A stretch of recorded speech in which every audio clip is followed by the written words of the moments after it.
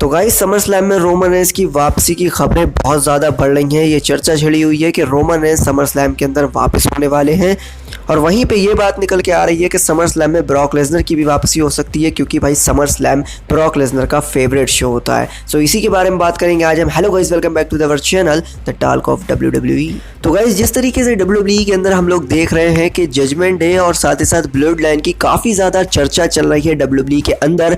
उधर Damien priest को कोई हराने वाला नहीं मिल रहा है और यहाँ पे सोलो सिकोआ जो हैं वो भाई रोमन रेंस बने बैठे हुए हैं, अपने आप को रोमन रेंस समझ रहे हैं और साथ ही साथ उन्होंने अपनी एक नई ब्लड लाइन भी तैयार कर रखी है। उन्हें ऐसा लग रहा है कि शायद रोमन रेंस जो उनके भाई हैं वो WWE में कभी बैक नहीं कर पाएंगे, लेकिन वो शायद इस गलतफहमी के शिकार में हैं। लेकिन गाइस मुझे ऐसा लग रहा है कि अभी जो सोलो सिकोआ ने अपनी नई ब्लड लाइन क्रिएट करी है, इसे अभी इतनी जल्दी हराया नहीं जाएगा, क्योंकि आप देख ही सकते हैं जिस तरीके से फाटू को टैग टीम चैंपियनशिप के लिए अपॉर्चुनिटी मिली है समर स्लैम के अंदर, उनका टैग टीम चैंपियनशिप का एक मैच होने वाला है। उस तरीके से देख सकते हैं आप WWE ने कितनी बढ़िया तरीके से प्लानिंग करी है कि हाँ भाई समर स्लैम के अंदर ये टैग टीम चैंपियनशिप के लिए लड़ेंगे और मुझे ऐसा लग रहा है कहीं ना कहीं फाटू और उसकी टीम को, टामा टोंगा को यहाँ पे टैग टीम चैंपियनशिप जिताई जा सकती है। और उसके बाद जीतने के बाद वहीं पे फाइनल मैच होगा solo Sikoa versus Cody Rhodes का, जो कि होने वाला है WWE अनडिस्प्यूटेड चैंपियनशिप। और मुझे ऐसा लगता है कि कहीं ना कहीं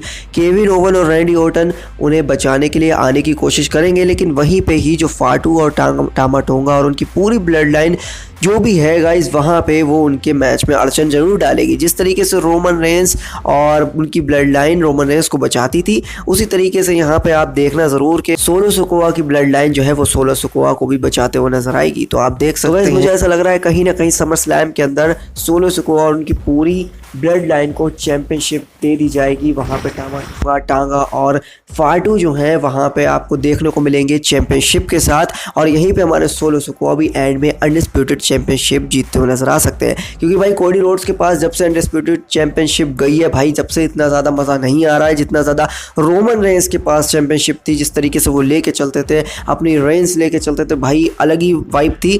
लेकिन कोडी रोड्स ने भी काफ़ी ज़्यादा कमाल करा है। लेकिन अब बात आ रही है फिर से ब्लड लाइन के ऊपर, तो मुझे ऐसा लग रहा है सोलो सिकोआ को कहीं ना कहीं इस चैंपियनशिप को जिताया जाएगा। और रोमन रेंस की वापसी की अगर बात करें तो मुझे ऐसा नहीं लग रहा कि अभी इतनी जल्दी WWE रोमन रेंस की वापसी कर सकती है। ऐसा लगता है कि WWE जो है वो रोमन रेंस वाली स्टोरी लाइन को भी काफ़ी ज़्यादा आगे बढ़ाएगी और रोमन रेंस अभी बैक नहीं होंगे। ये करीब रेसलमेनिया के आसपास रोमन रेंस बैक हो सकते हैं, या फिर हो सकता है कि रेसलमेनिया के आसपास भी बैक ना हो। सोलो सिकोआ को इस साल की रेसलमेनिया के अंदर मेन इवेंट हमें देखने को मिल सकता है किसी और के साथ। तो गाइस देखना यह है कि रोमन रेंस समर स्लैम के अंदर बैक होते हैं या फिर WWE ने और आगे ज़्यादा हाइप बना के रखेगी रोमन रेंस को लेकर। और फिलहाल एक खबर ये भी आ रही है कि रोमन रेंस जब बैक होंगे तो हमें उनके जो फाटू वाले भाई है ना, उनकी वफादारी देखने की बात आ रही है कि वो आखिर किसके वफादार रहते हैं। वो सोलो सिकोआ के वफादार रहते हैं या फिर पलट के रोमन रेंस की तरफ चले जाएंगे, क्योंकि गाइस अभी हमें कुछ नहीं पता है। वैसे भी ये सारे जितने भी bloodline Roman Reigns, Solo Sikoa, Jey Uso, ये सब भाई हैं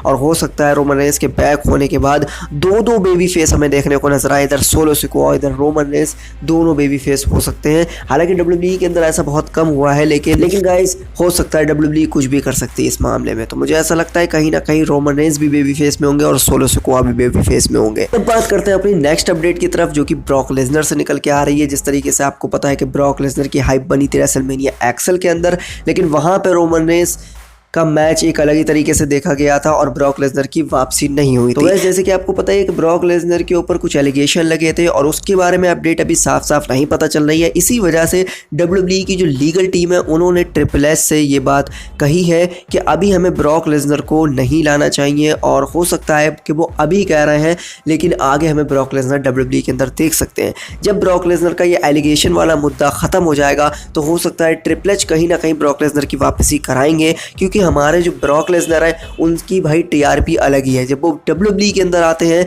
तो उनके फैंस एक धूम ही मचा देते हैं, मतलब सबको मज़ा आ जाता है। और वहीं पे ब्रॉक लेसनर मैचों को इतना ज़्यादा ख़ास, इतना ज़्यादा लेजेंडरी मैच बनाने की कोशिश करते हैं कि भाई बात ही ख़त्म हो जाती है वहाँ पे, मतलब उनके लेवल का कोई पहुँच ही नहीं पाएगा। और तो गाइस यही हो सकता है कि ट्रिपल एच की प्लानिंग अभी ब्रॉक लेसनर की वापसी करने की ना हो, क्योंकि अभी उनके ऊपर कुछ एलिगेशन चल रहे हैं और हो सकता है अगर वो एलिगेशन चलते रहे तो ट्रिपल एच, मुझे ऐसा लगता है कि ब्रॉक लेसनर को वापस नहीं करेंगे। कोई बात नहीं गाइस, वो तो आगे देखने को पता चलेगा कि ब्रॉक लेसनर वापस आते हैं नहीं आते हैं। लेकिन आने वाले समर स्लैम से जुड़ी हुई अपडेट लेना चाहते हैं तो गाइस सब्सक्राइब कीजिए टॉक ऑफ WWE।